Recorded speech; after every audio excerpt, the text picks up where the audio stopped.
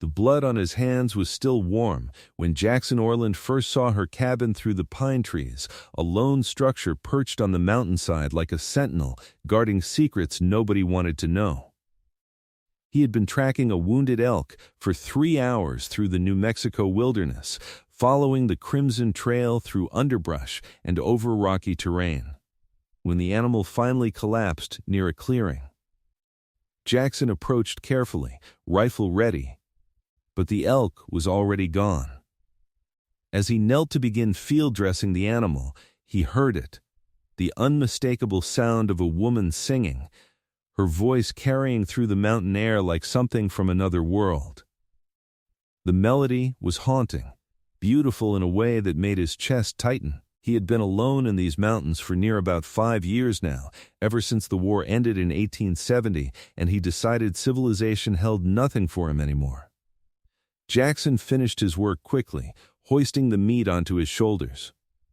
He was a man built for this life, standing well over 6 feet with shoulders broad enough to carry the weight of the world. His dark hair fell past his collar, often tied back with a leather cord when he worked. Scars marked his arms and hands, testament to years of surviving in the wilderness. His jaw was strong, covered with a thick beard he kept trimmed just enough to stay manageable. Every muscle in his body had been earned through hard labor, chopping wood, hauling water, hunting, building. There was not an ounce of softness on him. The singing stopped abruptly. Jackson stood still, listening, wondering if he had imagined it. Then he heard something else. Men's voices, rough and slurred with drink. His jaw tightened. He knew those voices. The Hutchins brothers, 3 no-good drifters who had been causing trouble in Oro Grande for the past month. Jackson had seen them in town 2 weeks ago when he made his quarterly supply run, harassing shopkeepers and frightening decent folk. "Come on out, sweetheart," one of them called. "We just want to be friendly." Jackson moved through the trees silently, years of hunting making his footsteps soundless despite his size. He set the elk meat down carefully and checked his rifle. Through the pines, he could see the cabin now, small but well built, with a covered porch and a stone chimney. A woman stood on that porch, and Jackson felt something shift in his chest at the sight of her. She was tall and straight-backed, with dark blonde hair pulled back in a practical braid. Even from this distance, he could see the rifle in her hands, held with the confidence of someone who knew how to use it. She wore simple clothes, a worn cotton dress covered by a leather vest, and her face held no fear, only cold determination. "You boys need to turn around and head back down the mountain," she said, her voice steady and clear. "I have got nothing for you here." The 3 Hutchins brothers stood in her yard, swaying slightly. The eldest, Frank, took a step forward. "Now that is not very neighborly. We heard you singing. Thought maybe you were lonely up here all by yourself. I am not lonely, and I am not interested in company." "Leave." Now the middle brother, Pete, laughed. "You hear that? She thinks she can order us around. What are you going to do, sweetheart? Shoot all 3 of us?" Jackson stepped out of the tree line then, his rifle held loosely but ready. She will not have to. All 4 people turned to look at him. The woman's eyes widened slightly, but she did not lower her weapon. Smart, the Hutchins brothers, however, looked decidedly less pleased to see him. "This is not your concern, Orland," Frank said, though his voice had lost some of its bravado. "I am making it my concern." Jackson moved closer, and despite being outnumbered, the sheer presence of him made the brothers take an involuntary step back. "The lady asked you to leave. I suggest you do it." For a long moment, nobody moved. Then Pete spat on the ground. "This is not over." "Yes, it is," Jackson said quietly, and something in his voice made it clear he meant it. The brothers backed away slowly, then turned and stumbled down the mountain path. Jackson watched until they disappeared from sight, then finally looked up at the woman on the porch. She was watching him with an expression he could not quite read, somewhere between gratitude and wariness. "Thank you," she said finally, lowering her rifle. "Though I had the situation handled." "I do not doubt it." Jackson kept his distance, not wanting to frighten her. "Jackson Orland. I have got a cabin about 2 miles west of here. Sarah Kincaid." She studied him for a long moment, taking in his size, the rifle, the blood on his shirt from the elk. "I have been here 3 months and have not seen you before. I do not come down this way much." "I was tracking an elk." He gestured back toward the trees. "Did not mean to intrude. Just heard those men and thought you might need help." Sarah's expression softened slightly. "Well, I appreciate it. Those 3 have been trouble since they rode into Oro Grande. The sheriff does not seem inclined to do anything about them. Sheriff Baines is more concerned with keeping his own hide safe than protecting anyone else," Jackson said. "Always has been." An awkward silence fell between them. Jackson knew he should leave, head back to collect his meat and return to his cabin, but something kept him rooted to the spot. Sarah seemed to be struggling with the same thing, her fingers drumming against the porch railing. "Would you like some coffee?" she asked finally. "It is the least I can do." Jackson knew he should refuse. He had built a life of solitude for a reason. But he found himself nodding. "That would be nice. Thank you." Sarah's cabin was clean and well organized, with handmade furniture and shelves lined with books. A fire crackled in the stone hearth, and herbs hung drying from the ceiling beams. It was clear she had made a real home here, not just a temporary shelter. "You built this yourself?" Jackson asked, accepting the tin cup of coffee she offered. "Mostly, a man from town helped with the roof and the chimney, but the rest I managed." There was pride in her voice. "I know it is not much, but it is mine. It is well done." Jackson meant it. The craftsmanship was solid, better than many homesteads he had seen. "You plan to stay here permanent?" Sarah sat down in a chair across from him, cradling her own coffee cup. "That is the idea. I bought this land with money my grandmother left me. Needed a fresh start." She did not elaborate, and Jackson did not push. Everyone who came west had a story, and most of those stories involved leaving something behind. He understood that better than most. "Those men might come back," he said instead. "The Hutchins brothers are mean drunks, and they do not like being embarrassed. I can handle myself." Sarah's jaw set stubbornly. "I have been shooting since I was 10 years old, and I am not afraid of bullies. I do not doubt your courage. But there are 3 of them, and they will not come during the day next time."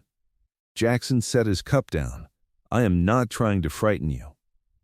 Just being practical." Sarah was quiet for a moment, staring into her coffee. "What do you suggest? Let me help you set up some precautions. Warning bells, that sort of thing. And I can check in on you regular if you do not mind the company." "Why would you do that?" Sarah looked at him directly, her green eyes searching his face. "You do not know me." Jackson considered the question. Why indeed? He had spent 5 years avoiding human connection, finding peace in solitude. But something about this woman, her strength and determination, the way she stood on that porch facing down 3 men without flinching, stirred something in him he thought had died during the war. "Because it is the right thing to do," he said finally. "And because I remember what it is like to be alone against the world." Sarah studied him for a long moment, then nodded slowly. "All right. But I pull my own weight. If you are going to help me, let me help you too. I can sew, I can cook better than you probably do, and I know my way around medicines and herbs." Jackson felt the corner of his mouth twitch, almost a smile. "Fair enough. They spent the rest of the afternoon setting up a perimeter around Sarah's cabin.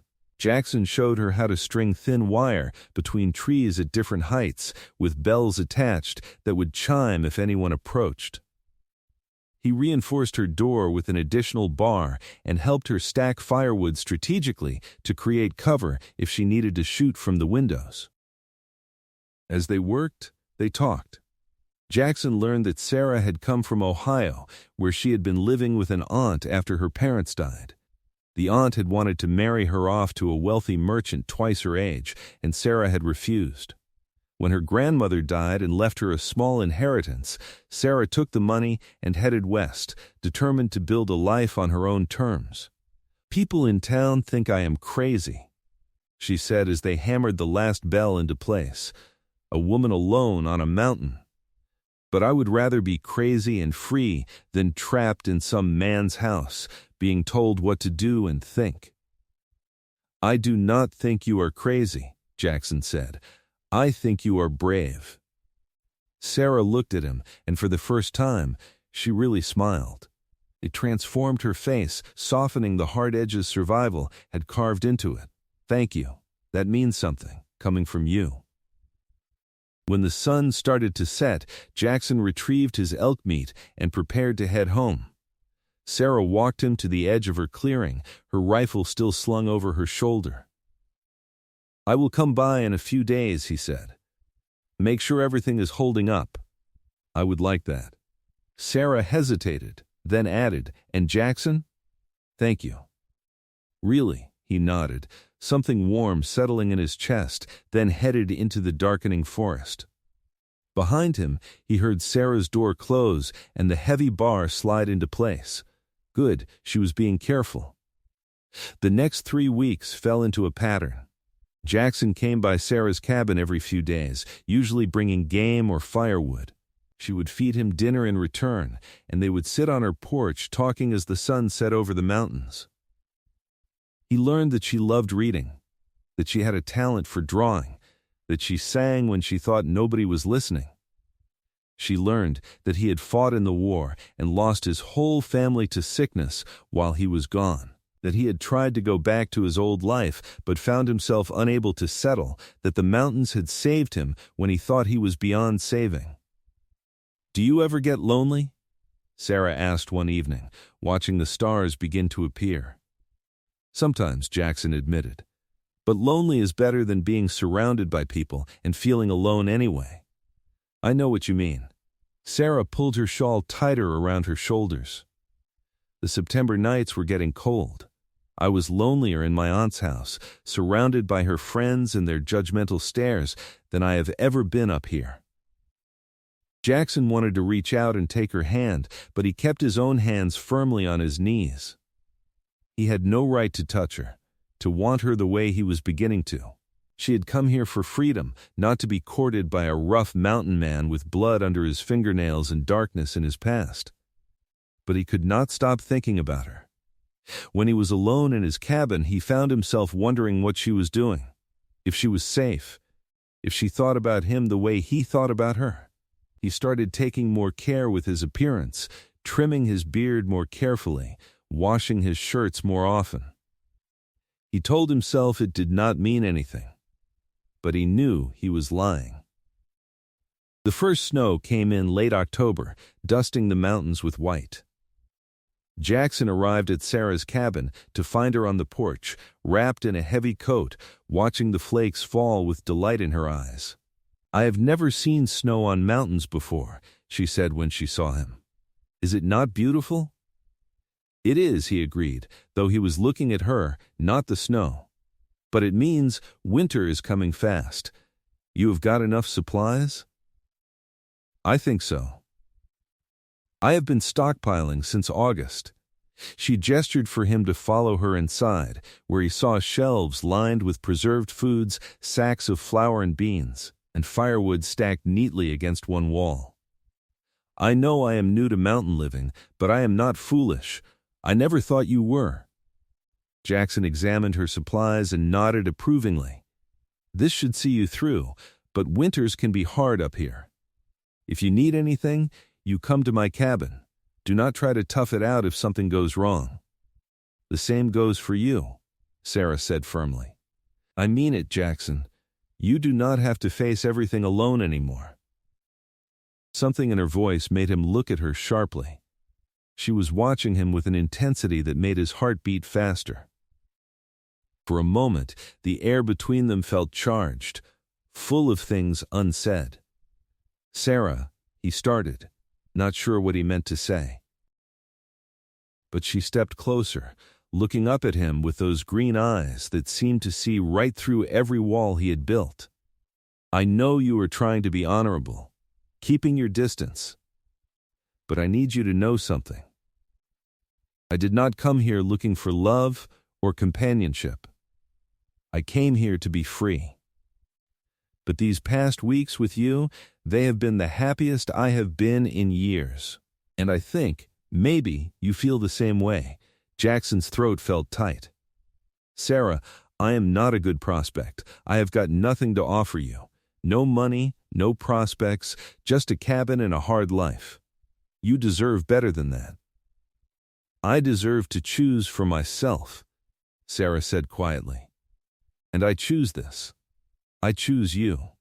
If you want me. Jackson had been holding himself back for weeks, but at those words, something in him broke free. He reached out and cupped her face in his large, calloused hands, gentle despite their size. I want you. God help me. I have wanted you since I first saw you standing on that porch, facing down 3 men without fear. But I do not want to trap you, Sarah. You came here for freedom. Being with someone you love is not a trap, Sarah said, her hands coming up to rest on his chest. It is a choice. And I choose you, Jackson Orland. He kissed her then, and it felt like coming home after a lifetime of wandering. Sarah kissed him back with equal fervor, her fingers curling into his shirt.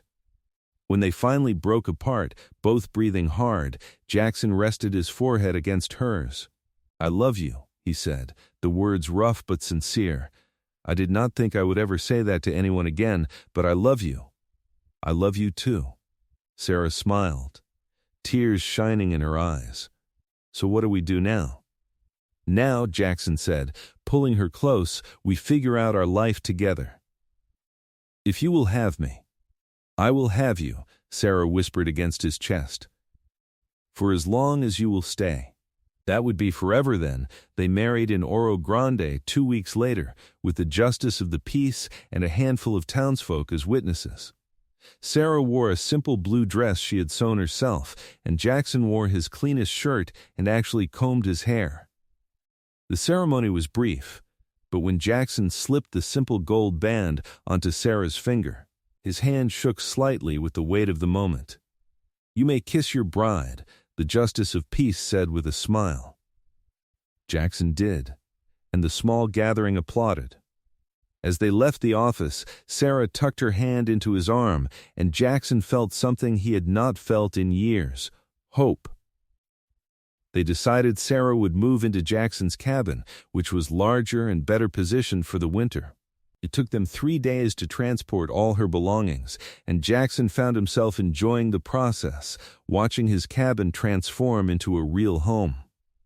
Sarah's books filled the shelves he had built, her curtains softened the windows, her herbs hung from the beams. She rearranged his furniture and added touches of comfort he had not realized he was missing. It feels alive now, he said one evening, watching her fold blankets. It was waiting for life, Sarah replied, smiling at him, just like you were. That first winter was hard in the way all mountain winters are hard, with deep snows and bitter cold. But it was also the happiest Jackson had ever been. He taught Sarah how to track game in snow, how to read the weather in the clouds, how to survive if she got caught in a blizzard. She taught him how to read for pleasure, not just information, how to appreciate music, how to laugh again. They settled into routines. Jackson would wake before dawn to tend to the animals and check his trap lines. Sarah would have coffee ready when he returned, along with breakfast. They would work together during the day, chopping wood, tending to repairs, preparing food. In the evenings, they would sit by the fire, Sarah reading aloud while Jackson carved or mended tools. And at night, they would lie together in their bed, wrapped in quilts and each other's warmth, and Jackson would thank God, or fate, or whatever force had brought this woman into his life. But peace never lasted forever in the Wild West. In late January, Jackson was checking his trapline when he saw tracks in the snow. Boot prints, 3 sets of them, heading toward his cabin. His blood ran cold. The Hutchins brothers. They had not forgotten. Jackson ran through the snow, his powerful legs carrying him faster than most men could manage. He burst into the clearing around his cabin to find the 3 brothers standing in his yard. Sarah was on the porch, her rifle trained on them, just as she had been that first day. But this time, Jackson was not a stranger coming to help. He was her husband, and these men were threatening his wife. "Get off my property," Jackson said, his voice deadly calm. Frank Hutchins turned, and his face twisted with ugly satisfaction. Well, the mountain man. "We heard you went and married that uppity woman. Thought we would come pay our respects. You were not invited. Leave." "Now hold on," Pete said, holding up his hands in mock surrender. "We just want to talk. See, we have been thinking about that day back in September, when you embarrassed us in front of the lady. That was not very nice." Jackson could see the situation clearly. They were drunk again, or close to it, and spoiling for a fight, 3 against 1, which they thought gave them the advantage. They did not know Jackson had learned to fight in the war, that he had survived battles that would have broken lesser men. "I am going to give you one more chance," Jackson said quietly. "Turn around and walk away. Do not come back. If you do, I will not be as generous." "Generous?" The youngest brother Tommy laughed. "You hear that? He thinks he is being generous. Maybe we should show him what we think of his generosity." Tommy reached for his gun, and everything happened at once. Sarah fired, the bullet kicking up snow at Tommy's feet, making him jump back. Jackson moved forward, faster than a man his size should be able to move, and his fist connected with Frank's jaw with a crack that echoed across the clearing. Frank went down hard. Pete fumbled for his own gun, but Jackson was already there. Grabbing his wrist and twisting, the gun fell into the snow. Pete threw a wild punch, but Jackson blocked it easily and delivered 2 quick strikes to Pete's midsection that doubled him over. Tommy, seeing his brothers down, finally got his gun clear and aimed it at Jackson. But Sarah fired again, and this time the bullet was not a warning. It struck the gun, sending it flying from Tommy's hand along with a spray of blood. Tommy screamed, clutching his injured hand. "The next one goes in your chest," Sarah called from the porch, her voice steady. "Test me if you want." Jackson stood over the 3 brothers, breathing hard but barely winded. "I tried to be civil. I gave you chances. But you did not listen, so here is what is going to happen. You are going to get on your horses and ride out of New Mexico. If I ever see you around Oro Grande again, if I even hear that you are in the territory, I will come find you. And next time, my wife will not aim for your hand. Do you understand me?" Frank, blood running from his split lip, nodded. Pete helped Tommy to his feet, and the 3 of them stumbled toward their horses. Within minutes, they were gone, disappearing down the mountain trail. Jackson stood watching until they were out of sight, then turned to Sarah. She had lowered her rifle and was descending the porch steps. He met her halfway, and she walked straight into his arms. "Are you all right?" he asked, holding her tight. "I am fine." "Are you?" "I am fine." He pulled back to look at her face. "That was some shooting." Sarah managed a shaky smile. "You taught me well." They went inside, and Jackson barred the door. His hands were trembling slightly now that the danger had passed, the aftermath of violence catching up with him. Sarah noticed and took his hands in hers, rubbing warmth back into them. "It is over now," she said softly. "What if they come back? Then we will deal with it." Together she looked up at him, her green eyes fierce. "I am not afraid, Jackson, not with you beside me." He kissed her forehead, her cheeks, her lips. "I was so scared when I saw those tracks, scared I would not get back in time, that something would happen to you. But you did get back. And I can take care of myself. We take care of each other." Sarah held him close. "That is what marriage is it not? Being partners. Being strong together." "Yes," Jackson said, breathing in the scent of her hair, feeling his heart rate finally slow. "Yes, it is." The Hutchins brothers did not return. Word filtered back through Oro Grande that they had left the territory entirely, headed for Colorado. Other word spread, too, that Jackson Orland and his wife were not to be trifled with, that they could handle themselves, that they were good neighbors but dangerous enemies. Spring came slowly to the mountains, the snow melting in patches, revealing the brown earth beneath. Jackson and Sarah began planning their garden, discussing what to plant and where. They talked about building an addition to the cabin, maybe getting some chickens, expanding Jackson's trap lines. "I want to have a family," Sarah said one morning in early April as they worked together turning over the soil for the garden. "Children, if you want that too." Jackson stopped, leaning on his shovel. "I would love that. But I worry. It is a hard life up here, Sarah. What if something goes wrong?" "Something can always go wrong, anywhere." Sarah straightened, pushing a strand of hair from her face. "But we are strong, Jackson, and our children will be strong too. We will teach them how to survive, how to be good people. That is all we can do." He crossed the space between them and pulled her close, not caring that they were both covered in dirt. "You are right. And yes, I want a family with you. I want everything with you." Sarah became pregnant that summer. She continued working alongside Jackson, though he fussed over her constantly, insisting she not lift anything heavy or work too long in the sun.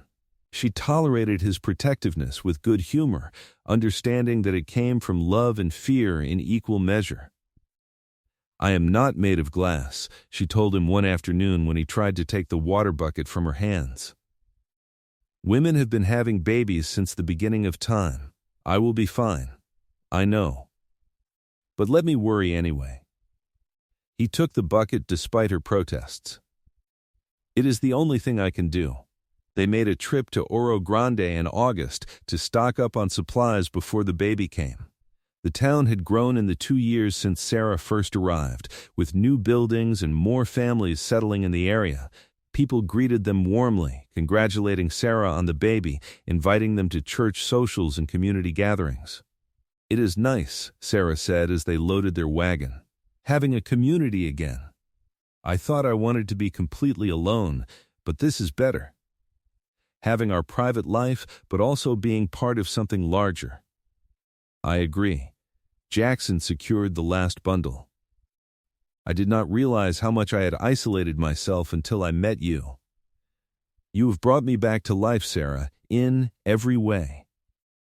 The doctor in town, an older man named Dr. Henderson, examined Sarah and pronounced her healthy. "Everything looks good. Mrs. Orland, baby should come in late December, early January. You send for me when the time comes, and I will ride up if the weather allows. But you might want to have a backup plan just in case I cannot make it through the snow." Sarah nodded seriously. "I have been studying midwifery books. And Jackson is capable. We will manage." On the way home, they stopped at Sarah's old cabin. It stood empty now, the windows dark, but it was still in good condition. Jackson had been maintaining it, thinking they might use it for storage or as a guest house someday. "Do you ever regret it?" Jackson asked, looking at the small structure. "Giving up your own place to marry me?"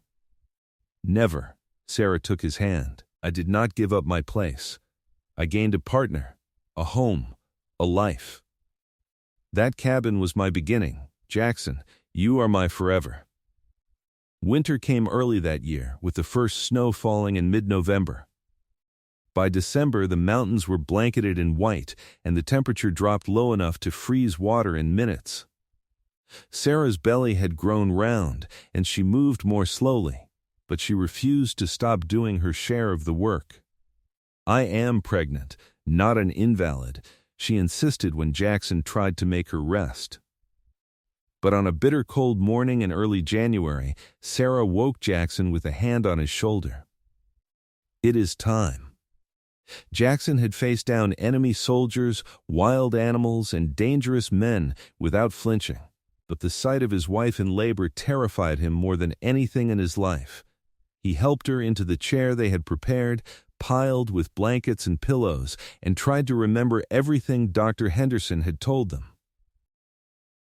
"You need to stay calm," Sarah said, though she was the one gripping his hand hard enough to hurt. "I need you to be strong for me, Jackson. I am strong. I am here." He wiped sweat from her forehead with a cool cloth, though the cabin was cold. "Tell me what you need." The labor lasted through the day and into the evening. Jackson had never felt so helpless, watching Sarah work through the pain, unable to do anything but hold her hand and offer words of encouragement. But she was incredible, strong and determined, refusing to give up even when exhaustion clearly dragged at her. "I can see the head," Jackson said, positioned where he needed to be, trying to keep his hands steady. "Sarah, you are almost there. Just a little more." With a final push and a cry that seemed torn from her soul, Sarah brought their child into the world. Jackson caught the tiny, slippery body in his large hands, and for a moment he could not breathe. The baby was so small, so perfect. Then the infant took a breath and let out a wail that filled the cabin, and Jackson felt tears stream down his face. "It is a boy," he said, his voice breaking. "Sarah, we have a son." He cleaned the baby quickly with the cloths they had prepared, then wrapped him in a blanket and placed him in Sarah's arms. She looked exhausted but radiant, tears of joy mixing with sweat on her face. "Hello, little one," she whispered. "We have been waiting for you." Jackson knelt beside the chair, one arm around Sarah, one hand touching the baby's tiny head. His son. He had a son. The magnitude of it overwhelmed him. "What should we name him?" Sarah asked softly. They had discussed names for months, unable to settle on anything. But looking at his son now, Jackson knew. "James, after my father, if that is all right with you. James Orland." Sarah smiled. "It is perfect." Those first weeks were exhausting and wonderful in equal measure. James was a healthy baby with strong lungs who let them know loudly when he was hungry or uncomfortable. Jackson found himself amazed by how such a tiny person could take up so much space in their lives, how his whole world could revolve around this infant who barely weighed 8 pounds. He watched Sarah nurse their son, her face soft with love, and felt his heart expand in ways he had not known were possible. She was an incredible mother, patient and gentle, but also practical and calm in the face of the constant demands a newborn made. "You are wonderful with him," Jackson said one night, watching her rock James back to sleep. "So are you." Sarah looked up at him. "I have seen you hold him, Jackson, the way you are so careful, so gentle despite your size. He is lucky to have you as a father." Jackson hoped she was right. He was determined to be a good father, to give James everything he himself had lost: love, security, the knowledge that he was wanted and valued. It was a responsibility that sometimes felt overwhelming, but it was also the greatest honor of his life. Spring arrived again, and with it came new challenges and joys. James grew rapidly, becoming more alert and responsive. He would watch Jackson work with wide, curious eyes, and he would smile at Sarah's singing. They took him outside on warm days, letting him feel the sun on his face and the breeze in his dark hair that was already coming in thick like his father's. One afternoon in May, a wagon appeared on the trail leading to their cabin. Jackson tensed, his hand moving toward his rifle, but Sarah touched his arm. "Wait, look." The wagon was driven by a young couple, probably in their early 20s, with two small children in the back. They looked tired but hopeful. When they saw Jackson and Sarah, they stopped a respectful distance away. "Hello," the man called. "We do not mean to intrude. We are looking for land to settle. Someone in Oro Grande said there might be a homestead available up this way?" Jackson glanced at Sarah, who was thinking the same thing he was. Her old cabin. It was sitting empty, and they did not really need it. "There is a cabin about 2 miles east of here," Jackson said, pointing. "It is well built and sits on good land. The owner might be willing to sell or rent it." The woman's face lit up with hope. "Really? That would be such a blessing. We have been traveling for months, looking for a place to settle." Sarah stepped forward, James in her arms. "I am the owner. Why do not you follow us, and we will show you the property?" The couple introduced themselves as the Martins, Samuel and Emma, with their children, 4-year-old Lucy and 2-year-old Michael. They had come from Kansas, looking for a fresh start after drought destroyed their farm. When they saw the cabin, Emma actually cried. "It is perfect. Samuel, it is perfect." Over dinner that evening, eaten at Jackson and Sarah's cabin, they worked out an arrangement. The Martins did not have much money, but they were willing to work for the property. Jackson proposed they pay a small amount now and work off the rest through helping with various projects and sharing resources. "We help each other out here," Sarah explained, bouncing James on her knee.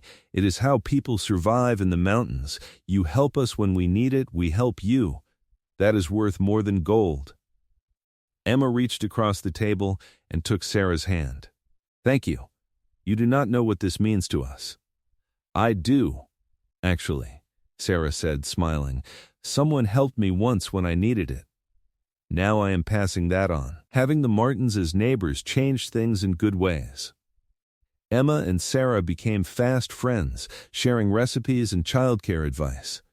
Samuel and Jackson worked together on larger projects, building a better road between their cabins, constructing a shared root cellar, clearing more land for gardens. The children brought life and laughter to the mountain, their voices carrying through the trees. "It is like having a family again," Jackson said one evening, watching Lucy and Michael play in the yard while James, now 6 months old, watched from his mother's lap.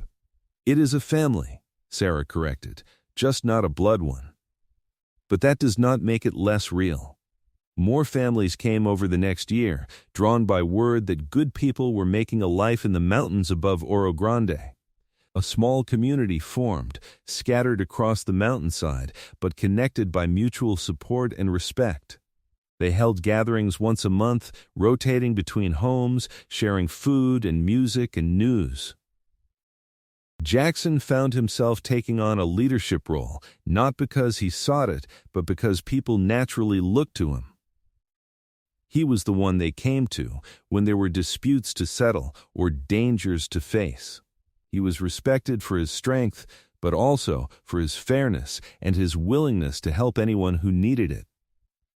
"You have become quite the pillar of the community," Sarah teased one evening after a particularly long day of helping 3 different families with various projects.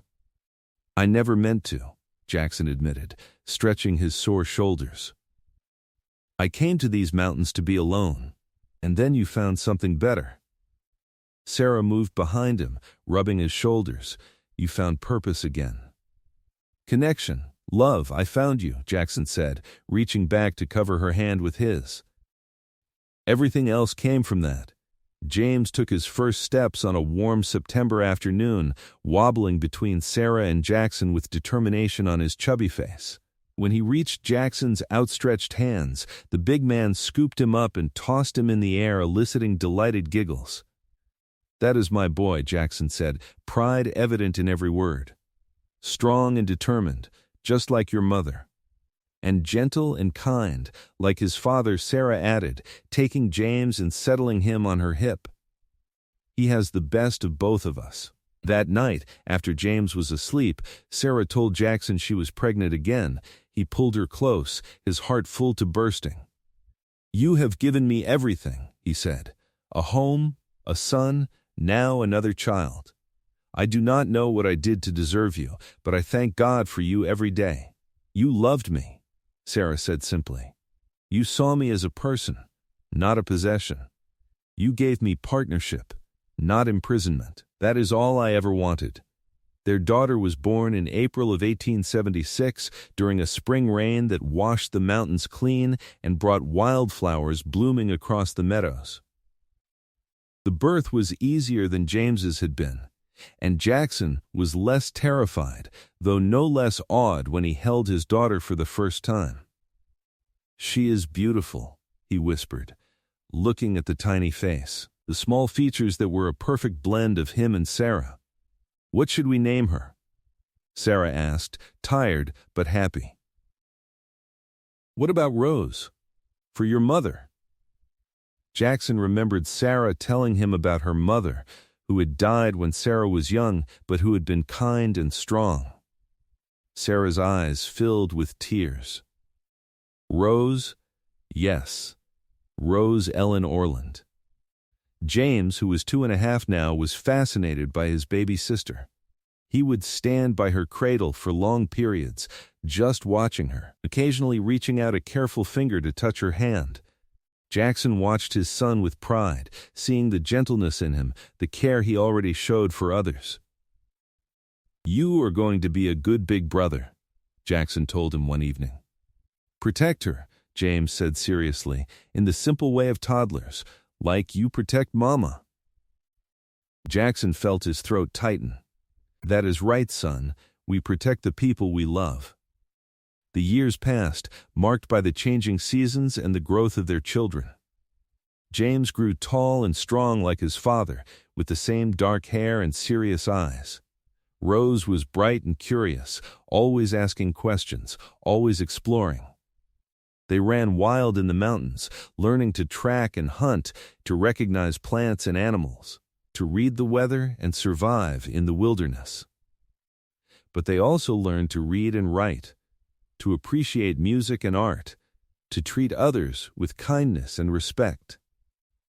Jackson and Sarah worked hard to build a good life for their children. But they also made time for each other. They would steal moments alone, walking in the forest or sitting on the porch after the children were asleep, talking about everything and nothing. The love between them had only deepened with time, tempered by shared struggles and joys into something unbreakable. "Do you ever miss your old life?" Sarah asked one evening, watching the sun set over the mountains. They were sitting on their porch, her head on his shoulder, comfortable in the silence they had earned. "No," Jackson said honestly. "That man who lived alone in these mountains, who thought he was better off without anyone, that was not really living. This is living. You, the children, our friends, our community. This is everything I never knew I needed." Sarah turned to look at him, and in her eyes he saw the same love he felt, constant and true. "I love you, Jackson Orland, more now than even on the day we married. I love you too." Forever, in the summer of 1880, when James was 6 and Rose 4, a circuit preacher came through their mountain community and suggested they build a church. Everyone agreed it was a good idea, and over the course of 3 months, the entire community worked together to construct a simple but sturdy building in a central location. Jackson found himself working alongside Samuel Martin, whose children were now 10 and 8, and several other men who had become his closest friends over the years. They were a diverse group, from different backgrounds and with different stories, but they had all found something in these mountains, a place to belong. You ever think about how different your life would have turned out if you had not come down that path the day you met Sarah? Samuel asked one afternoon as they raised the church's roof beams. Jackson thought about it. Every day, I would have just kept existing, not really living. She saved me, Samuel, in every way a person can be saved. She is a remarkable woman, but you are a remarkable man too, Jackson. Do not sell yourself short. She did not save you. You saved each other. That is how love is supposed to work. The church held its first service in September, and nearly 50 people crowded into the small building. The preacher spoke about community, about love, about building something lasting in a hard land. As Jackson sat with Sarah on one side, James and Rose on the other, he looked around at the faces of his neighbors and friends and felt grateful in a way that went beyond words. After the service, people mingled outside, sharing food and conversation. James ran off to play with the other children, while Rose stayed close to Sarah, a bit shy in crowds. Jackson stood with a group of men, discussing plans for a shared barn that could be used for community gatherings and storage. Jackson Orland, do you have a minute? He turned to see Sheriff Baines, who had ridden up from Oro Grande for the service. The sheriff was older now, grayer, but still the same man who had failed to protect Sarah from the Hutchins brothers all those years ago. Jackson did not trust him, but he nodded politely. What can I do for you, Sheriff? I wanted to talk to you about an opportunity. The sheriff lowered his voice. The territorial governor is looking for men to serve as deputy marshals in remote areas, men who know the land, who people respect. I recommended you. Jackson felt Sarah tense beside him. She had appeared at his elbow without him noticing, Rose on her hip. He is not interested, she said firmly. Now hold on, Mrs. Orland, the sheriff said, holding up his hands. It is good money, and it would give your husband authority to keep the peace in these mountains. Seems like something that would benefit everyone. We keep the peace just fine without badges and official titles, Sarah said, and my husband has a family that needs him here, not riding all over the territory chasing outlaws. Jackson put his arm around Sarah's waist. My wife is right. I appreciate the offer, Sheriff, but I am not interested. I have everything I need right here. The sheriff looked disappointed, but nodded. If you change your mind, the offer stands. When he had gone, Sarah leaned into Jackson. You do not regret turning him down? Not even a little bit. He kissed the top of her head. I meant what I said. Everything I need is right here. The years continued to pass, each one bringing its own challenges and rewards. There were hard winters and dry summers, illnesses and accidents, the inevitable struggles of life, but there were also birthdays and celebrations, new babies born in the community, young people courting and marrying, the constant renewal of life. Jackson turned 40 in 1881, and Sarah threw him a surprise party that brought together everyone from their mountain community. He stood in the midst of friends and family, his children laughing nearby, his wife smiling at him with love in her eyes, and felt rich beyond measure. Speech, someone called out, and the cry was taken up by others. Jackson was not much for public speaking, but he stood up, clearing his throat. I am not good with words, he started, and several people laughed. But I want to say thank you. To all of you. 10 years ago, I was alone in these mountains, thinking that was how I wanted to live. Then I met a woman who changed everything. He looked at Sarah, and she smiled at him. She taught me that strength is not about being alone. It is about being willing to connect, to love, to build something with other people. And all of you have become part of that building. So thank you for being our family, our friends, our community. You have made my life richer than I ever thought possible." People applauded, and Jackson sat down quickly, feeling his face heat with embarrassment.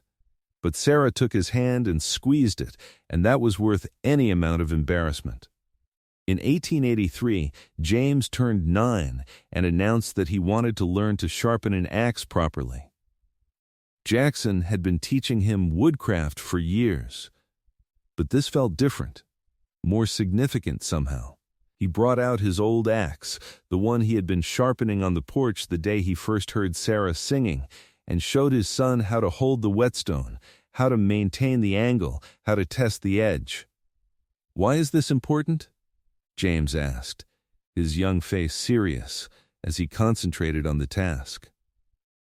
"Because tools are what separate us from animals," Jackson explained. "A dull axe is dangerous. It can slip, it can bounce, it can hurt you. But a sharp axe, properly maintained, is safe and effective. It is the same with your mind and your character, son. You have to keep them sharp, keep working on them. That is what makes a good man." James nodded, taking the lesson to heart. As Jackson watched his son work, he felt a sense of continuity, of passing something important down. This was what it meant to be a father, not just to provide and protect, but to teach, to shape, to help his children become good people.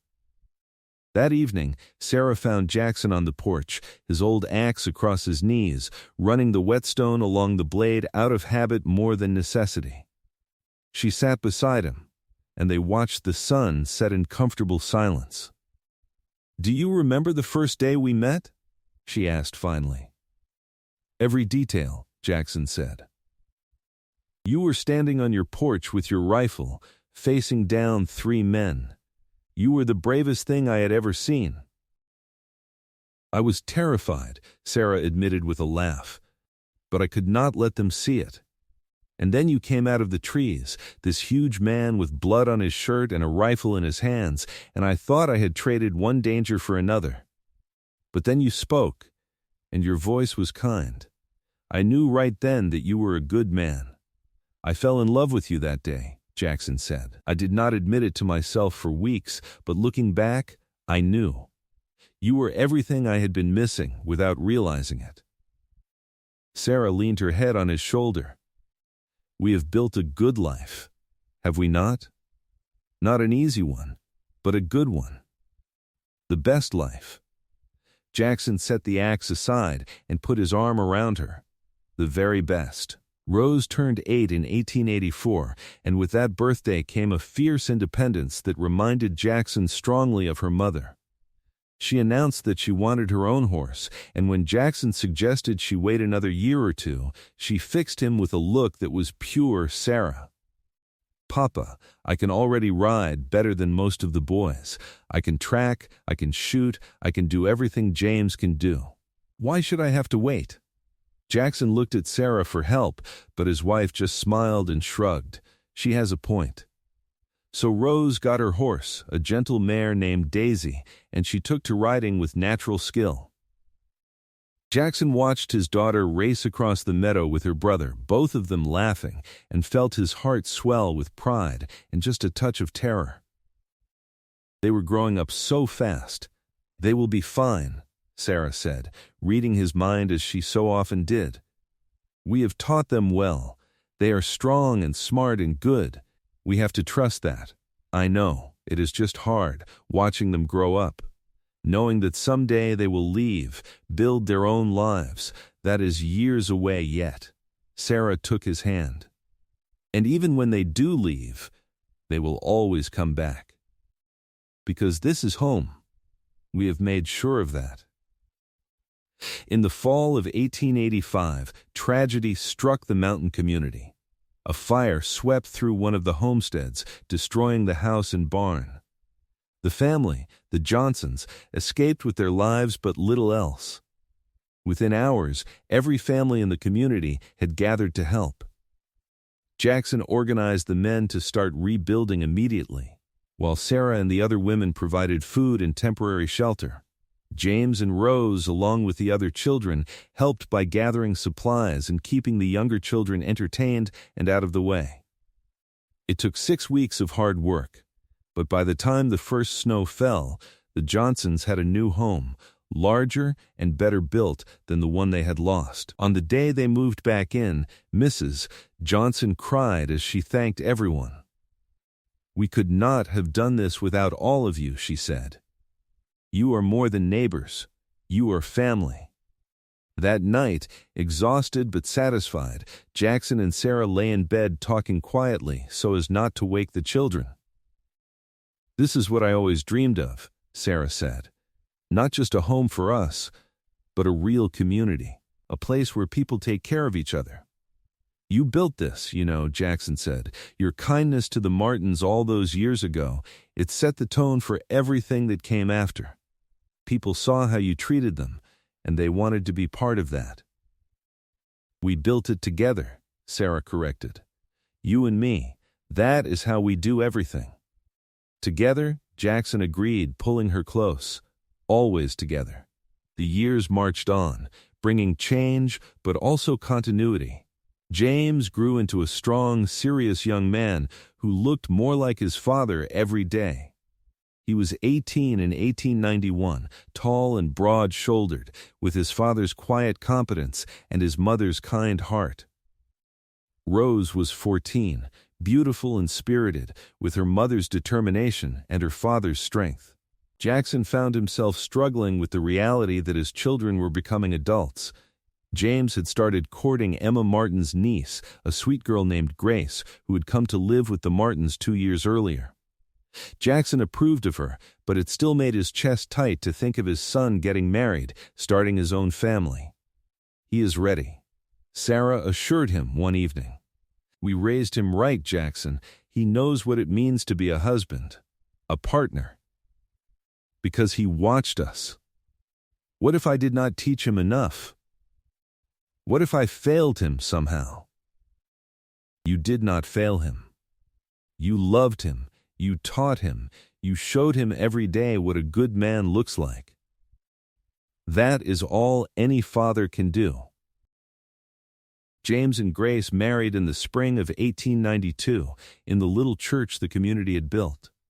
It was a simple ceremony but beautiful, and when Jackson walked his son's bride down the aisle, giving her to James with a handshake and a hug, he felt the weight of time passing, but also the joy of seeing his son so happy.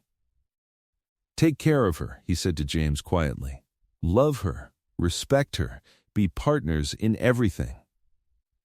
"I will, Pa," James said, and Jackson saw in his son's eyes the same look he himself must have worn when he married Sarah, love and determination and hope all mixed together. James and Grace built their own cabin not far from Jackson and Sarah's, and life continued its familiar rhythms. Jackson found himself helping his son the way Samuel Martin had once helped him, offering advice when asked, providing labor when needed, but mostly just being there, a steady presence. Rose, meanwhile, was growing into a formidable young woman. She could outride and outshoot most of the boys her age, and she had no interest in the traditional domestic role that was expected of women. Sarah encouraged her independence, much to the dismay of some of the more conservative members of the community. "She needs to learn to be a proper lady," Mrs. Henderson said one day, watching Rose race her horse across the meadow. "Or she will never find a husband. If a man cannot appreciate Rose for who she is, then he does not deserve her," Sarah said firmly. "I will not force my daughter to be something she is not just to please society." Jackson, overhearing this conversation, felt his love for Sarah deepen even further. She understood what it meant to be free, to be true to yourself, and she was determined to give their daughter that same freedom.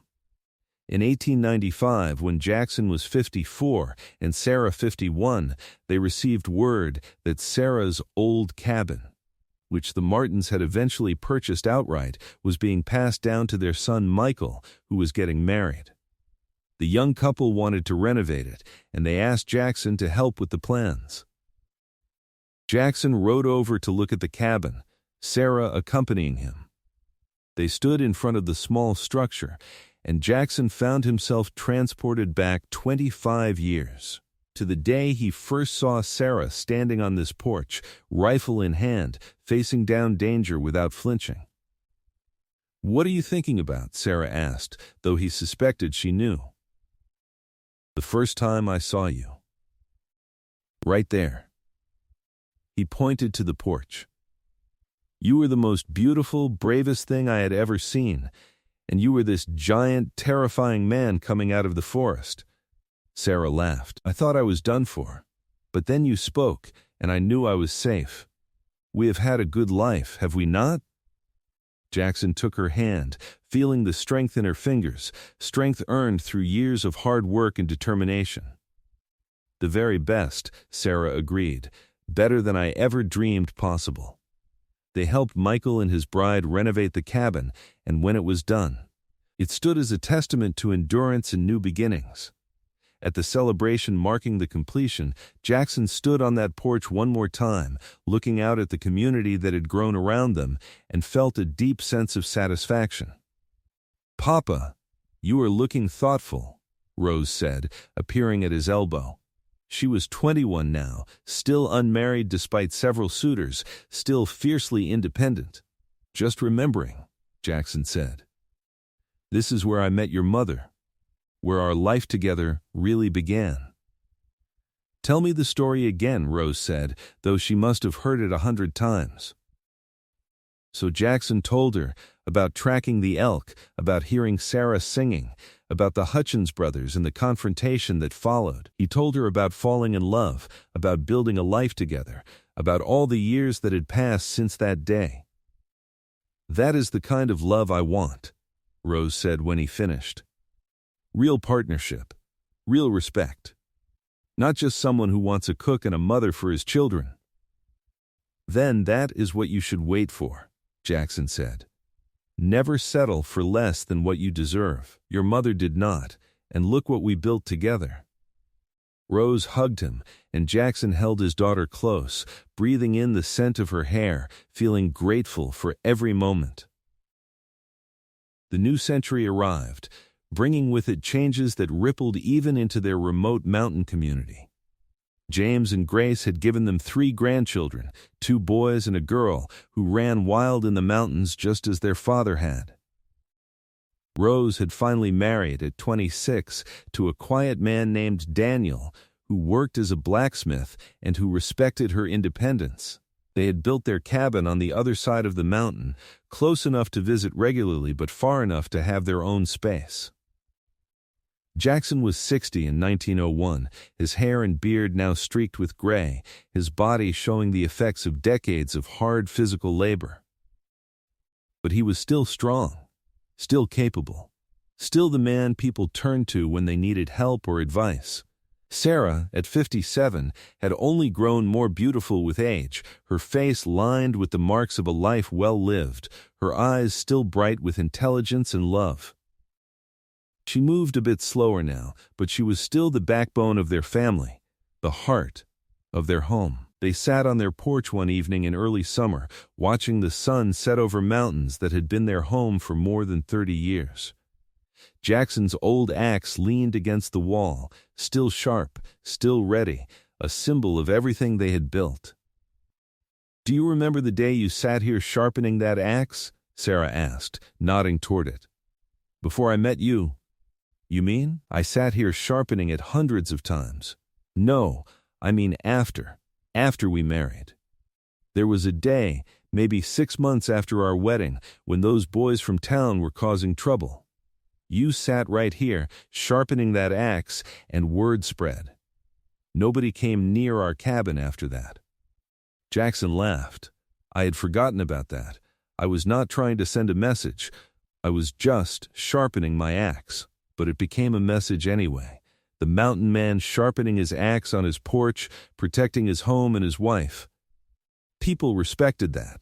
Feared it a little, maybe, but respected it." "I would have done anything to protect you," Jackson said seriously. "I still would." "I know." Sarah took his hand. "That is one of the many reasons I love you. But Jackson, we are getting older. Have you thought about what comes next?" "What do you mean?" I mean, we have built this beautiful life. We have children and grandchildren. We have friends and a community. But we will not be here forever. Have you thought about what our legacy will be? Jackson considered this. I suppose our legacy is the life we built, the values we taught our children, the community we helped create.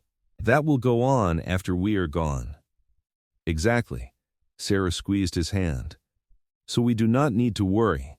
We have done what we set out to do. We have lived well, loved well. That is enough. It is more than enough, Jackson agreed.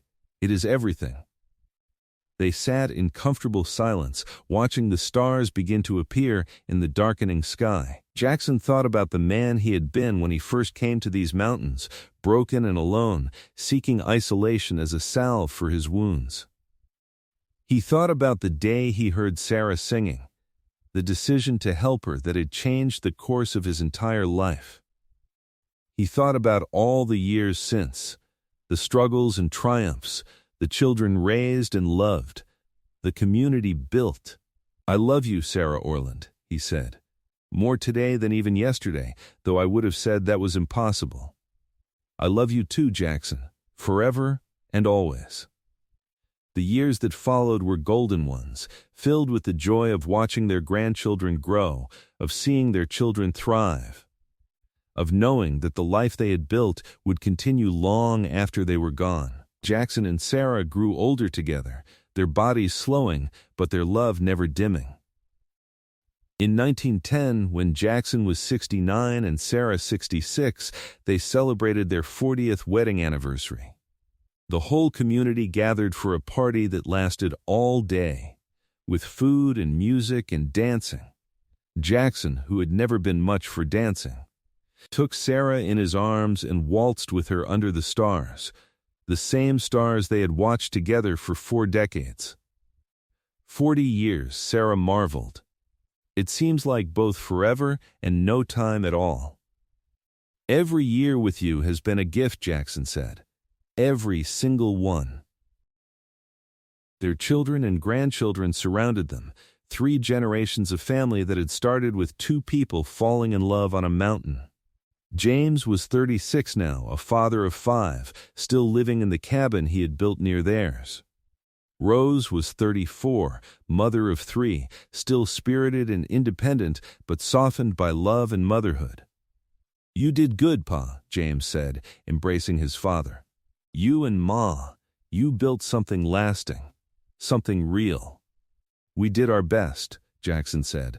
That is all anyone can do.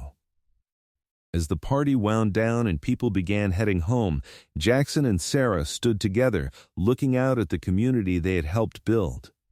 The church stood solid against the sky. Homes dotted the mountainside, each one filled with people who cared for each other. Children played in the fading light, their laughter echoing through the trees. No regrets? Sarah asked. Not a single one, Jackson replied. You? Only that I did not find you sooner. Sarah smiled up at him. But maybe we found each other at exactly the right time, when we were both ready for what we could become together. Maybe so. Jackson pulled her close, breathing in the familiar scent of her, feeling the steady beat of her heart against his chest. Maybe so. They lived several more good years, watching their grandchildren grow into young adults, welcoming great-grandchildren into the world. Jackson's body finally began to fail in 1915, his heart growing weak after so many years of hard living. Sarah nursed him tenderly, and he faced his approaching death with the same calm strength he had shown throughout his life.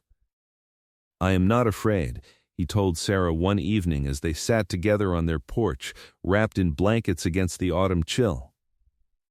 I have lived a full life, a good life. Because of you.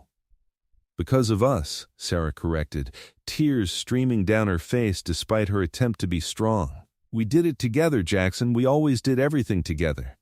I will wait for you, Jackson said. On the other side. However long it takes, I will wait. Not too long. I hope, Sarah said, trying to smile through her tears. I do not want to be without you for very long. Jackson passed peacefully in his sleep a week later, surrounded by family, his hand clasped in Sarah's. He was 74 years old, and he had lived every one of those years fully, especially the last 45 with Sarah by his side. Sarah mourned him deeply, but she did not let grief consume her. She continued to be a presence in the community, a grandmother and great-grandmother, a source of wisdom and strength. She lived 3 more years, years filled with love from her family and friends, but everyone could see that part of her had gone with Jackson. When Sarah died peacefully in her sleep in early 1918, at the age of 74, the entire community mourned. They buried her next to Jackson, on the mountainside they had both loved, under a pine tree with a view of the valley below. On their shared headstone, their children had carved simple words: together in life, together in death, together forever. The story of the mountain man and the woman who dared to live free became legend in those mountains, passed down through generations. People spoke of Jackson's strength and Sarah's courage, of the love that had built a community, of the legacy that lived on in their descendants. The cabin Jackson and Sarah had shared remained standing for many years, maintained by their children and grandchildren as a reminder of where it all began. The church they had helped build still stood, hosting weddings and baptisms and funerals for new generations. The community they had nurtured continued to thrive, bound together by the values they had exemplified: hard work, mutual support, respect for independence, and above all, love. And sometimes, on quiet evenings when the sun set over the mountains, people claimed they could hear singing carried on the wind, a woman's voice beautiful and haunting. And they would smile, remembering Sarah and Jackson, the mountain man and the woman who had found each other when they both needed it most, who had built a life together that became a legacy, who had shown everyone around them what true love and partnership looked like. Their great-great-grandchildren still live in those mountains, still tell the story of how it all began, with a man tracking an elk, a woman singing in her cabin, and 3 troublemakers who learned that some people cannot be intimidated.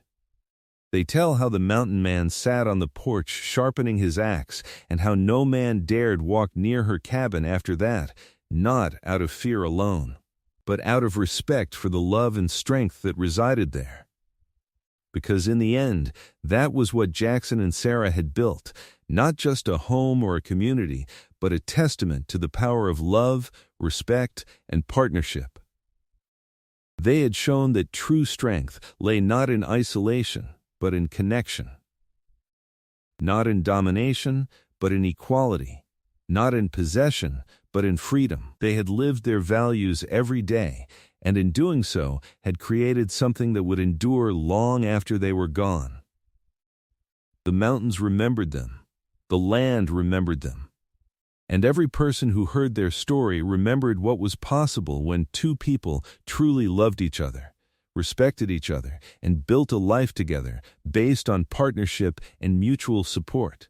That was the legacy of Jackson Orland and Sarah Kincaid Orland, a love that transformed not just themselves, but everyone around them. A love that proved stronger than hardship, more enduring than time, more powerful than death itself. Together they had faced down dangers, built a home, raised a family, and created a community. Together they had lived and loved and laughed. And together, even in death, they remained, their spirits forever intertwined with the mountains they had called home. Their love forever an example of what was possible when 2 souls truly met as equals. And that, as their descendants would say while sitting around fires on cold winter nights, was the greatest love story the mountains had ever known.